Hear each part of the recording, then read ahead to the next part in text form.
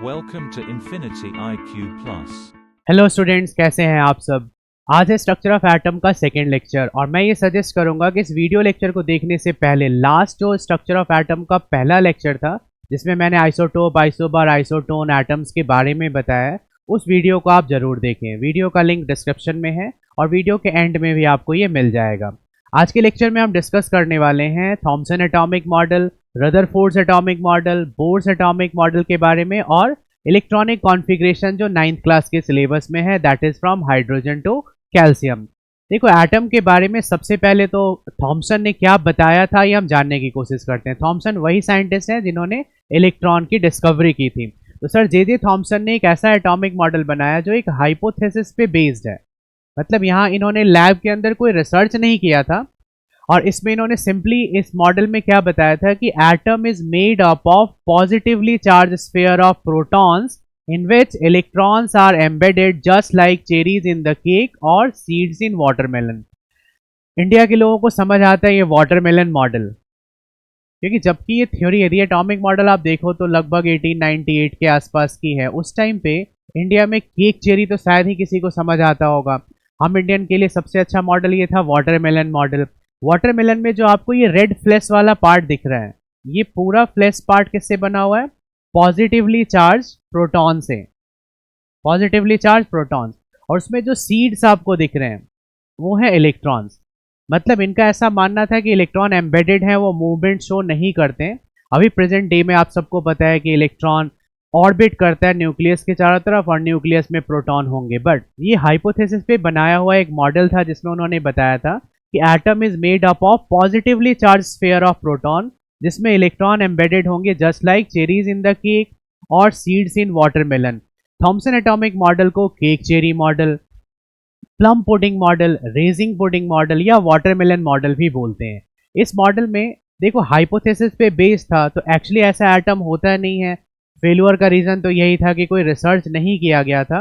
But एक point Thompson का ऐसा है जो आज तक करेक्ट है, राइट? और वो पॉइंट क्या है कि न्यूट्रलिटी। न्यूट्रलिटी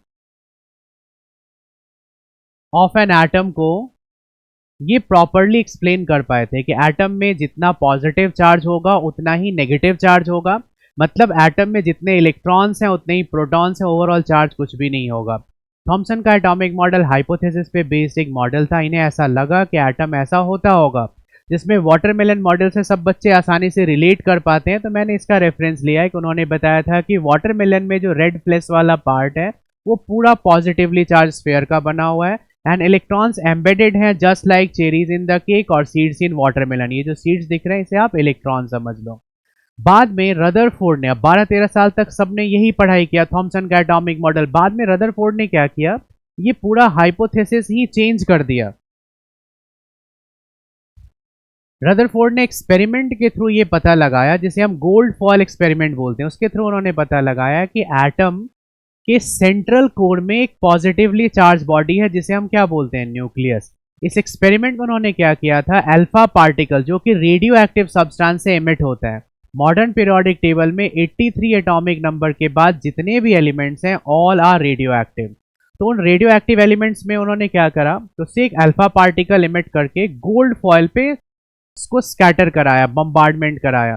और उस रिसर्च से उन्होंने पता लगाया कि एटम के सेंट्रल कोर में पॉजिटिवली चार्ज स्फीयर है और वो उसमें प्रोटॉन्स होंगे और इलेक्ट्रॉन सर्कुलेट होंगे जनरली। तो रदरफोर्ड का जो एक्सपेरिमेंट है वो 1911 का है। Oxford and Cambridge university, United kingdom, London में इन्होंने किया था। वैसे ये साइंटिस्ट थे न्यूजीलैंड के, राइट? और अपने 10 भाई बहन में सबसे छोटे भी थे। रदरफोर्ड के एक्सपेरिमेंट में इन्होंने इस एक्सपेरिमेंट का नाम दिया था गोल्ड फॉयल एक्सपेरिमेंट, या फिर इसको बोलते हैं Rutherford experiment on scattering of alpha particle. इसमें इन्होंने क्या किया था कि रेडियो एक्टिव मटेरियल से जो अल्फा पार्टिकल एमिट होता है उसके बीम को स्ट्राइक कराया गोल्ड फॉयल पे, और गोल्ड फॉयल पे स्ट्राइक कराने के बाद इन्होंने 3 इंपॉर्टेंट ऑब्जर्वेशन वहां पे देखा। उस ऑब्जर्वेशन के बेसिस पे इन्होंने एक एटॉमिक मॉडल रेडी किया। तो सबसे पहला ऑब्जर्वेशन क्या था कि जब वो अल्फा पार्टिकल गोल्ड फॉयल की तरफ जा रहे थे तो majority of alpha particle straight through, मतलब इसके ऑब्जर्वेशन के लिए डिटेक्टर लगाया, फोटोग्राफिक प्लेट लगाया, तो उन्होंने क्या देखा कि most of the alpha particle pass straight through unaffected, जिसका मतलब उन्होंने क्या बताया कि एटम में मोस्ट ऑफ द पार्ट क्या होता है, एम्प्टी होता है, एटम में ज्यादातर पार्ट खाली होगा। Majority of alpha particle straight चली गई, कोई इफेक्ट नहीं हुआ। इसका मतलब ये हुआ कि अल्फा पार्टिकल सीधे जाने का मतलब सामने बम्बार्डमेंट कराने पे ज्यादा डॉट्स या धब्बे बन रहे थे, डिटेक्टर पे ज्यादा पता लग रहा था कि अल्फा पार्टिकल सीधी चली गई, तो एटम के अंदर ज्यादातर पार्ट खाली होता है। अल्फा पार्टिकल की प्रॉपर्टी चेक करो तो it is just like helium 2+, जिसकी एटॉमिक नंबर 2 है और मास नंबर क्या है, 4 है। कुछ अल्फा पार्टिकल्स में डिफ्लेक्शन भी हो रहा था। तो इस डिफ्लेक्शन का क्या रीजन था कि वो देखो, फिजिक्स में आप सब पढ़ते हो कि पॉजिटिव चार्ज के पास पे जाएगा तो कुछ डिफ्लेक्शन होगा। तो कुछ पार्टिकल्स में डिफ्लेक्शन हो रहा था। इस डिफ्लेक्शन से उन्होंने क्या बताया कि एटम के सेंट्रल कोर में कहीं ना कहीं एक हैवी पॉजिटिवली चार्ज बॉडी होता है, जिसे बाद में रदरफोर्ड ने न्यूक्लियस का नाम दिया। ये डिफ्लेक्शन से पता लगाया गया। बहुत कम ऐसे पार्टिकल्स थे जो अपने पाथ पे रिटर्न भी हो रहे थे। ये रिटर्न होने वाले अल्फा पार्टिकल की संख्या इतनी कम थी, ऐसा हम बोल सकते हैं कि 10, 15 या 20 हजार में कोई एक अल्फा पार्टिकल रिटर्न हो रहा था अपने सेम पाथ पे ओकेजनली। तो इससे इन्होंने पता लगाया कि जो सेंट्रल कोर है, जिसे उन्होंने न्यूक्लियस का नाम दिया, उसकी वॉल्यूम बहुत ही छोटी होगी। कौन सा पार्टिकल अपने पाथ पे रिटर्न हुआ होगा, रिटर्न बैक हुआ होगा, जो सीधा जाके न्यूक्लियस से टकरा गया होगा, तभी वो वहां से रिटर्न होगा, बाउंस बैक होगा। तो अपने 3 ऑब्जर्वेशन के बेसिस पे रदरफोर्ड ने एक एटॉमिक मॉडल रेडी किया जो कि थॉमसन से बहुत ज़्यादा अलग था। रदरफोर्ड ने अपने एटॉमिक मॉडल में बताया कि इतना बड़ा फ्लैश वाला पार्ट जो था वाटरमेलन मॉडल, वो बिल्कुल फेल है। एटम के सेंटर पे एक हैवी पॉजिटिवली चार्ज बॉडी होगा, जिसे आप क्या बोलोगे, न्यूक्लियस, और उस न्यूक्लियस के चारों तरफ इलेक्ट्रॉन ऑर्बिट करते हैं। हालांकि ऑर्बिट का जो नाम मैं अभी यूज कर रहा हूँ ये रदरफोर्ड ने नहीं दिया था, उन्होंने सिर्फ सर्कुलर पाथ वर्ड यूज किया था। ऑर्बिट की डिस्कवरी नील्स बोर की है, जिन्होंने अपने बोर्स एटॉमिक मॉडल में बताया था आफ्टर रदरफोर्ड। इनके 2 साल के बाद इनके स्टूडेंट थे वो। एटम के सेंट्रल कोर में हैवी पॉजिटिवली चार्ज बॉडी होगा, जिसे हम क्या बोलेंगे, न्यूक्लियस, और उस न्यूक्लियस के चारों तरफ इलेक्ट्रॉन ऑर्बिट करेंगे सर्कुलर पाथ में। बट सर्कुलर पाथ का नाम ऑर्बिट है, और किस ऑर्बिट में कितने इलेक्ट्रॉन हैं इसका आइडिया उन्हें नहीं था। बस उन्होंने ये बताया कि न्यूक्लियस में पॉजिटिव चार्ज है प्रोटॉन के कारण, उसके चारों तरफ इलेक्ट्रॉन सर्कुलेट होंगे। और ये सर्कुलेशन प्लेनेटरी मोशन की तरह होगा कि सन सेंटर पे है और इलेक्ट्रॉन जैसे लगातार घूम रहा है, ठीक उसी तरीके से प्लेनेट में आप अर्थ को ले लो, अर्थ सन के चारों तरफ लगातार घूम रहा है, तो इलेक्ट्रॉन का भी जो मोशन होगा वो कंटिन्यू होगा। इलेक्ट्रॉन के मोशन के कारण एक फोर्स बाहर की तरफ लगता है, जिसे हम सेंट्रीफ्यूगल फोर्स बोलते हैं, और न्यूक्लियस इलेक्ट्रॉन को अपनी तरफ अट्रैक्ट कर रहा है, जिसे हम सेंट्रीपिटल फोर्स बोलते हैं। ये दोनों फोर्सेज एक दूसरे को बैलेंस कर लेते हैं, और इस बैलेंसिंग के कारण इलेक्ट्रॉन कभी न्यूक्लियस में नहीं जाता। हालांकि एटम के अंदर इलेक्ट्रॉन मोशन और इसकी स्टेबिलिटी को रदरफोर्ड बहुत अच्छे ढंग से एक्सप्लेन नहीं कर पाए थे। उस फेल्योर को ओवरकम किया था इनके स्टूडेंट नील्स बोर ने, same university Oxford and Cambridge में। बाकी कुछ पॉइंट सही थे कि एटम में जो न्यूक्लियस है उसकी वॉल्यूम बहुत छोटी है, इतनी छोटी है कि आप एक फुटबॉल को मान लो कि वो न्यूक्लियस है, तो उसके सेंटर से 1.5 किलोमीटर रेडियस पे जो पूरा एरिया बनेगा वो एटम होगा। मतलब यदि आप एटम का पूरा वॉल्यूम न्यूक्लियस के वॉल्यूम से कंपेयर करो तो न्यूक्लियस की वॉल्यूम क्या होगी, नेग्लिजिबल होगी।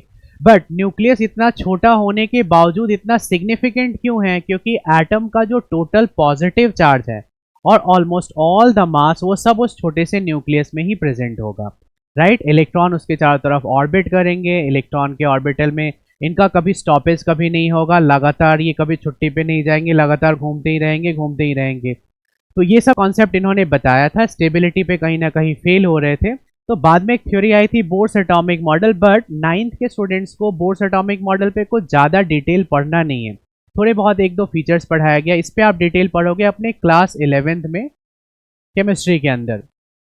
इनके एटॉमिक मॉडल में काफ़ी टाइप के पॉस्टुलेट थे, जिसमें सबसे पहला और मेन है कि इन्होंने बताया था कि न्यूक्लियस के चारों तरफ इलेक्ट्रॉन जिस सर्कुलर पाथ को फॉलो कर रहे हैं उस सर्कुलर पाथ को ऑर्बिट या शेल या एनर्जी लेवल भी बोल सकते हैं, क्योंकि डिफरेंट ऑर्बिट में जब इलेक्ट्रॉन सर्कुलेट होते हैं तो उनकी एनर्जी भी डिफरेंट होती है, और उस स्टेट को आप स्टेशनरी स्टेट भी बोल सकते हो डिफरेंट लेवल में। जैसे फर्स्ट ऑर्बिट पे कोई इलेक्ट्रॉन सर्कुलेट हो रहा है, उसकी एनर्जी डिफरेंट होगी, सेकेंड वाले पे डिफरेंट होगी, तो ऑर्बिट को हम एनर्जी लेवल भी बोल सकते हैं। न्यूक्लियस में कौन कौन होंगे, प्रोटॉन और न्यूट्रॉन।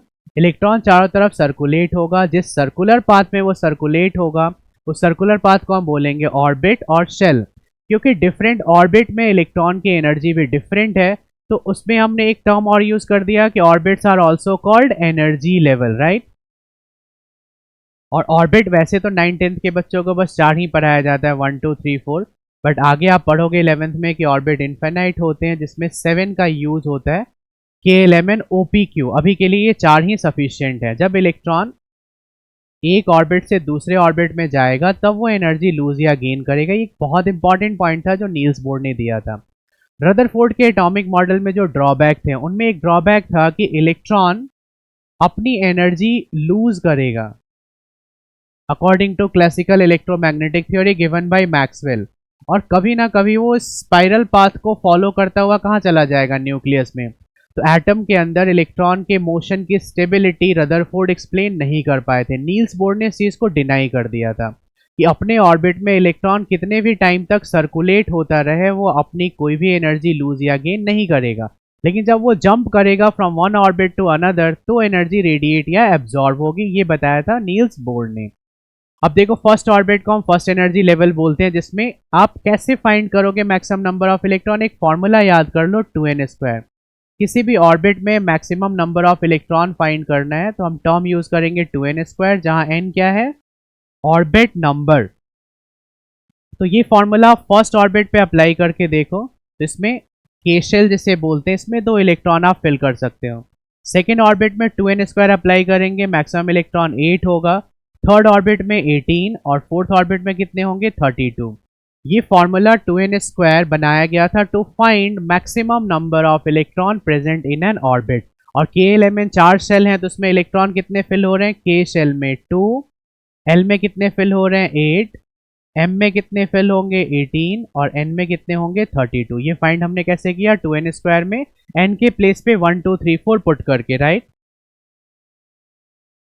इसके बाद और भी ऑर्बिट्स होंगे, लेकिन 9th के सिलेबस में 4th ऑर्बिट तक लिमिट किया गया है, क्योंकि कॉन्फ़िगरेशन भी आपको बस कैल्शियम तक ही पढ़ना है। तो नील्स बोर ने एक कॉन्सेप्ट क्या ऐड कर दिया, न्यूक्लियस के चारों तरफ जिस भी सर्कुलर पाथ में इलेक्ट्रॉन सर्कुलेट हो रहे हैं उस सर्कुलर पाथ को हम ऑर्बिट या शेल या एनर्जी लेवल बोलेंगे। अपने ऑर्बिट में इलेक्ट्रॉन कितने भी टाइम तक चक्कर लगाता रहे, एनर्जी लूज गेन नहीं करेगा। जब वो जंप करेगा from one energy level to other, तभी एनर्जी वो रेडिएट या फिर एब्जॉर्ब करेगा। ये बोर्स एटॉमिक के कुछ मेन फीचर्स थे। और नील्स बोर की जो थ्योरी आई थी वो जस्ट 2 साल बाद 1913 same university Oxford and Cambridge, ऐसा आप बोल सकते हो कि रदरफोर्ड के अंडर इन्होंने ये काम किया होगा उनके सभी ड्रॉबैक को ओवरकम करने के लिए।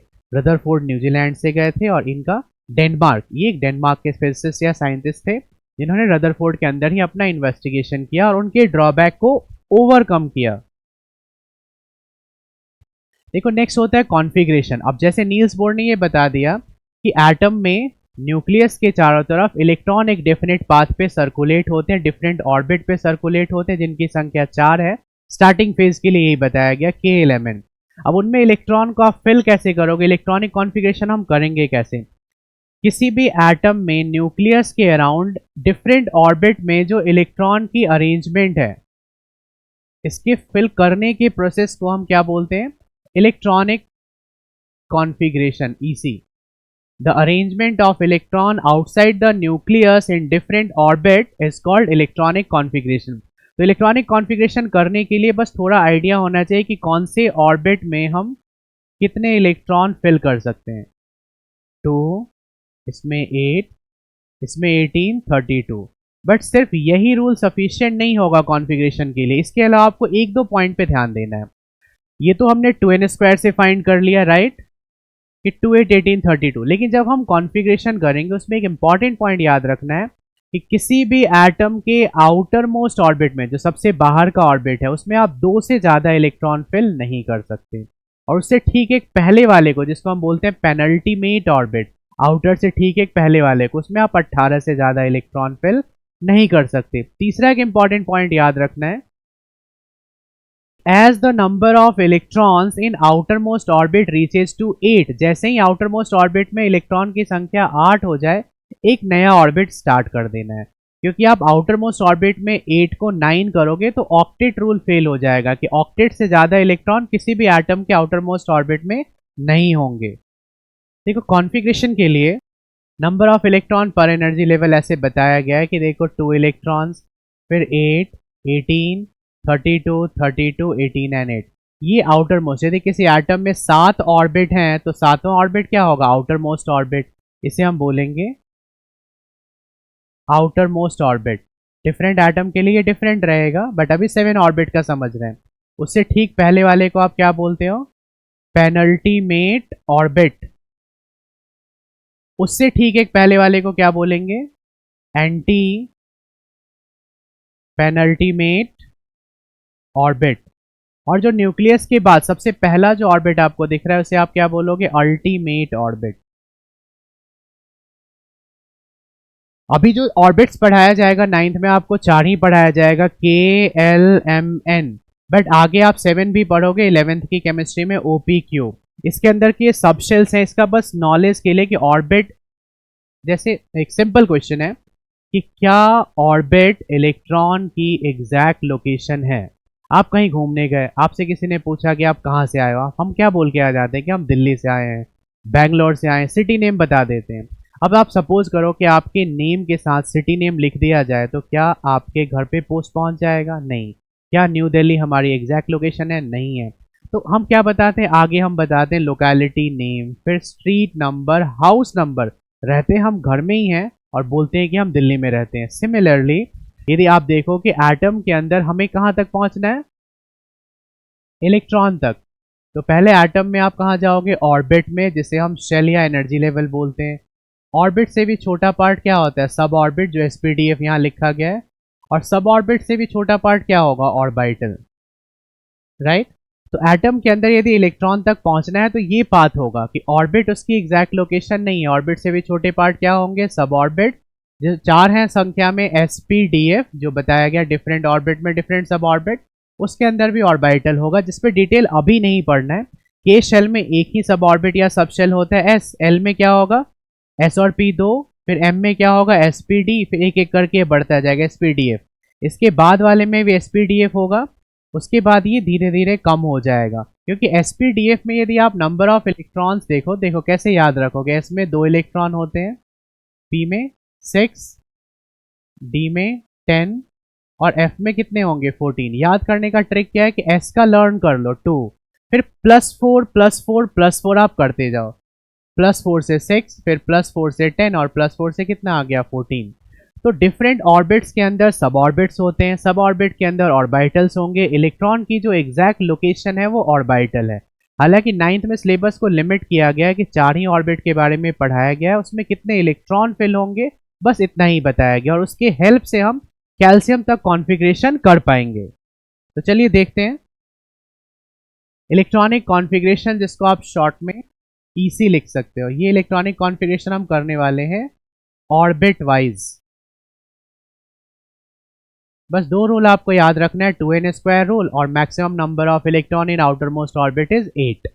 सबसे पहला एलिमेंट है हाइड्रोजन। इसमें एक ही इलेक्ट्रॉन है क्योंकि इसकी एटॉमिक नंबर 1 है। तो इसकी कॉन्फ़िगरेशन में आपको क्या करना है? सिर्फ 1 इलेक्ट्रॉन फर्स्ट ऑर्बिट में फिल कर देना है।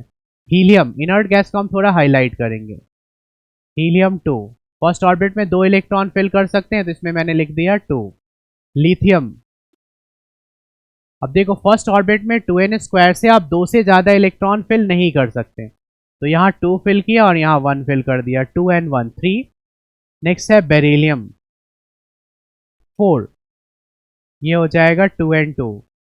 Boron 5, beryllium 2 2। अब 5 के लिए क्या करेंगे? 2 3, क्योंकि सेकेंड ऑर्बिट में हम 2n² से 8 इलेक्ट्रॉन फिल कर सकते हैं, तो एक एक करके अब इसको ऐड करते जाओ। कार्बन 6 2 4, नाइट्रोजन 7 2 5, ऑक्सीजन 8 2 6, फ्लोरीन 9 2 7, और नियॉन पे क्या आ जाएगा? 10 2 8। मतलब इनर्ट गैस पे आप क्या देखोगे कि हम जनरली ऑक्टेट कंप्लीट होता हुआ देखेंगे। तो हाइड्रोजन से लेके नियॉन तक की कॉन्फ़िगरेशन क्या है? हाइड्रोजन का इलेक्ट्रॉन पहले ऑर्बिट में फिल हो गया, हीलियम के भी 2 इलेक्ट्रॉन पहले ऑर्बिट में फिल हो गए, बट लिथियम में कितने इलेक्ट्रॉन है? 3। क्या फर्स्ट ऑर्बिट में आप 3 इलेक्ट्रॉन फिल कर सकते हो? 2n² इसको अलाउ नहीं करता, तो मैंने क्या कर दिया 2 1 2 2 2 3 2 4 2 5 2 6 2 7 और 2 8। इनर्ट गैस पे हमेशा 8 आएगा अदर देन हीलियम। हीलियम का एक डुप्लेट कंप्लीट होता है, उस पर वो स्टेबल होगा। बाकी neon, argon, krypton, xenon, radon, oganesson में सबका ऑक्टेट कंप्लीट होगा। कॉन्फ़िगरेशन आपको कहाँ से कहाँ तक करना है? हाइड्रोजन से कैल्शियम तक। और अभी अभी मैंने आपको क्या बताया कि जैसे ही आउटर मोस्ट ऑर्बिट में कितने इलेक्ट्रॉन होंगे? 8। आपको नया ऑर्बिट स्टार्ट कर देना है। आगे के जो एलिमेंट्स हैं वो है sodium 11, magnesium 12, aluminium 13, silicon 14, phosphorus 15, sulphur 16, chlorine 17 और लास्ट में आपको मिलेगा आर्गन 18। तो आर्गन 18 तक देखो, अभी मैंने बताया KLM में जो नियॉन की कॉन्फ़िगरेशन है 2 8 है, और दूसरे ऑर्बिट में आप 8 से ज़्यादा इलेक्ट्रॉन फिल नहीं कर सकते, प्लस आउटर मोस्ट में भी आप 8 से ज़्यादा फिल नहीं कर सकते। तो सोडियम की कॉन्फ़िगरेशन क्या होगी? 2 8 1। अब मैग्नीशियम में क्या करोगे आप? 2 8 2, एक एक करके बस ऐड करते जाओ। 2 8 3 2 8 4, नेक्स्ट क्या होगा? 2 8 5 2 8 6 2 8 7 एंड 2 8 8। राइट, इनर्ट गैस में हम पहुंच गए जिसकी कॉन्फ़िगरेशन है 2 8 8। मैंने बताया था इनर्ट पे 8 आएगा। इसके बाद बस दो एलिमेंट्स पढ़ना है, calcium, potassium and calcium. Potassium है 19 और कैल्शियम क्या है 20। देखो, अब कुछ बच्चों को यहाँ एक चीज लग सकता है कि 2n² से मैंने पढ़ाया कि तीसरे ऑर्बिट में कितने इलेक्ट्रॉन हो सकते हैं? 18। तो इसमें क्या हम इस कॉन्फ़िगरेशन को जो हम नेक्स्ट कर रहे हैं आर्गन के बाद, क्या इस कॉन्फ़िगरेशन को हम 2 8 9 लिख सकते हैं? बताओ। एक्चुअली क्यों नहीं लिख सकते? क्योंकि सेकेंड रूल, आप कॉन्फ़िगरेशन सिर्फ फर्स्ट रूल 2n² पे नहीं कर सकते। दो पॉइंट आपको जरूर अभी ध्यान रखना है इस लेवल पे कि as the number of electron in outer most orbit reaches to 8 a new orbit begins. यदि आपने 8 को 9 कर दिया तो पहला 2n² वाला रूल तो फॉलो हो जाएगा, बट सेकेंड मैंने क्या बताया कि किसी भी एटम के आउटर मोस्ट ऑर्बिट में हम 8 से ज़्यादा इलेक्ट्रॉन फिल नहीं कर सकते। तो जैसे ही आउटर मोस्ट ऑर्बिट में 8 इलेक्ट्रॉन होगा, हमें एक नया ऑर्बिट स्टार्ट कर लेना है। मतलब यहाँ जो एक इलेक्ट्रॉन होगा एक्स्ट्रा वो चौथे ऑर्बिट में फिल होगा, KLM n शेल में। और कैल्शियम के लिए भी आप क्या करोगे? 2 8 8 2। यदि आप इस 8 को 10 लिख दो या इस 8 को 9 तो वो गलत हो जाएगा, क्योंकि आउटर मोस्ट ऑर्बिट में 8 से ज़्यादा इलेक्ट्रॉन फिल नहीं कर सकते। तो कॉन्फ़िगरेशन को प्रैक्टिस आपको बार बार करना है ताकि 1 से 20 तक अच्छे से याद हो, along with element name. Sodium मैंने बताया 281, magnesium 282, aluminium 283, silicon 284, phosphorus 285, sulphur 286, chlorine 287, argon क्या है 288, पोटेशियम 2881 और कैल्शियम कितना है 2882। तो हाइड्रोजन से कैल्शियम तक एटॉमिक नंबर, उनके नाम और कॉन्फ़िगरेशन, इसकी प्रैक्टिस आप सब जरूर कर लेना। ये एग्जाम के लिए एक श्योर शॉर्ट टॉपिक है। जब आप 11th में जाओगे और साइंस के स्टूडेंट रहोगे तो केमिस्ट्री में आपको पूरा 118 एलिमेंट पढ़ाया जाएगा। तो आगे के रूल्स, जो पेनल्टीमेट वाले रूल्स मैंने बताया लास्ट स्लाइड पे, या एंटी पेनल्टीमेट, वो तब अप्लाई होगा। अभी के लिए कैल्शियम तक बिल्कुल सफिशियंट है। राइट, देखो कंक्लूजन करते हैं कि एटॉमिक स्ट्रक्चर पढ़ने से क्या क्या फ़ायदा है। जब हम स्ट्रक्चर ऑफ एटम के बारे में प्रॉपरली जान जाएंगे तो और क्या क्या चीज़ें डिकोड होंगी। हमें कंपोनेंट्स के बारे में पता लग जाएगा, कंपोनेंट्स का एक दूसरे से रिलेशनशिप, इलेक्ट्रॉनिक कॉन्फ़िगरेशन, मतलब केमिस्ट्री का एक प्रॉपर फाउंडेशन रेडी हो जाएगा। जब हम एटम्स के बारे में जानेंगे तो उनके बाद मॉलिक्यूल के बारे में जानना ईजी हो जाएगा, कैसे एक दूसरे से रिएक्ट करेंगे। पूरी केमिस्ट्री इसी पे बेस्ड है, रिएक्शन पे बेस्ड है, और रिएक्शन को समझने के लिए ही एटॉमिक स्ट्रक्चर समझना बहुत ज़्यादा ज़रूरी हो जाता है। मैटर के अंदर जो भी कंपोनेंट्स हैं उनका सीक्रेट आपको पता चल जाएगा। आगे आपको लाइफ में और कई टेक्नोलॉजीज में इसका हेल्प जरूर मिलेगा। राइट, तो एटॉमिक स्ट्रक्चर सिर्फ इस चीज़ के लिए नहीं है कि 9th में एक चैप्टर है और पढ़ लिया, स्कोर कर लिया एग्जाम के लिए। आगे आपके लाइफ में भी आप कोई भी सब्सटेंस उठा के देख लो अपने आसपास के, वो सब कहीं ना कहीं एटम से ही बने हुए हैं। एटम से बना होगा, मॉलिक्यूल से बना होगा, तो इसके स्ट्रक्चर को समझना और जानना हम सबके लिए बहुत ज़्यादा जरूरी है। राइट, देखो बार बार मैं आप लोगों को एक सजेशन देता रहता हूँ कि आप सिर्फ वीडियो लेक्चर देखते हो, चैनल को लाइक सब्सक्राइब नहीं करते, आप कमेंट नहीं करते, अपने डाउट्स नहीं बताते हो, जब तक आप अपने डाउट्स हमें शेयर नहीं करोगे, हम उस पर वीडियो नहीं बना पाएंगे कि आपके डाउट्स यदि किसी सेम टॉपिक में आ रहे हैं, पिछले किसी भी टॉपिक में, तो आपको डाउट अपने कमेंट सेक्शन में बताना है, ताकि उस पर जल्दी ही वीडियो हम अपलोड करने की कोशिश करेंगे। हम ट्राई कर रहे हैं कि हमारा टॉपिक आपके सामने डिटेल वे में पढ़ाया जाए, आपको अच्छे से समझ आ जाए। फिर भी कोई आपको प्रॉब्लम आती है, परेशानी आती है टॉपिक को समझने में, तो आप कमेंट में ज़रूर बताओ, उस पर ज़रूर ही हम वीडियो बनाएंगे। प्लस एनसीईआरटी सॉल्यूशन के वीडियो भी जल्दी ही अपलोड कर दिया जाएगा क्लास 9th एंड 10th के लिए। हमें फॉलो कर सकते हैं आप फेसबुक पेजेस पे, इन्फिनिटी IQ प्लस के नाम से हमारा फेसबुक और इंस्टाग्राम पेज है, infinity IQ plus YouTube channel, इसे तो आप सपोर्ट कर ही रहे हैं।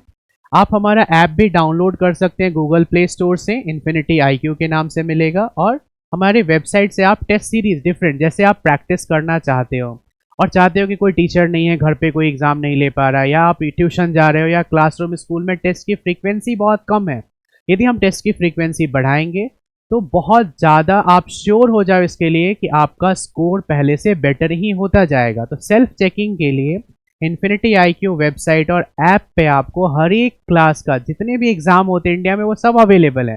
बट आप 9th क्लास एकेडमिक लेवल के बहुत कम प्राइस में परचेज करके उससे प्रैक्टिस कर सकते हो, और डे टू डे आप अपना रिपोर्ट देख सकते हो, आप अपना प्रोग्रेस लेवल भी चेक कर सकते हो।